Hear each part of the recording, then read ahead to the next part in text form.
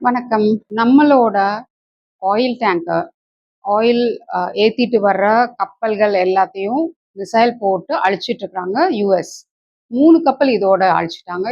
ஒவ்வொரு கப்பலும் 21 பேரு, 24 பேரு. அது அந்த யூதன்களோட நம்பர்ஸ் வச்சிருப்பாங்கல்ல கணக்கு. அது 21ன்னா 3 பரசுராமனுக்கு, 27ன்னா 9 அது சகுனிக்கு. சகுனி, ராமன், பரசுராமன் 3 பேருக்காகவும் 3 கப்பலை அழிச்சிருக்கிறாங்க மிசைல் போட்டு. இதெல்லாம் பத்தி கேட்காம ஒரு ட்விட்டர்ல நம்ம பிரைம் மினிஸ்டர் ட்விட்டர்ல சொல்றாரு ட்ரம்ப் கிட்ட, நாங்க உங்களோட நெருக்கமா நண்பர்களா இருக்கோம் அப்படின்னு சொல்லி ஒரு ட்விட்டர் போடுறாரு.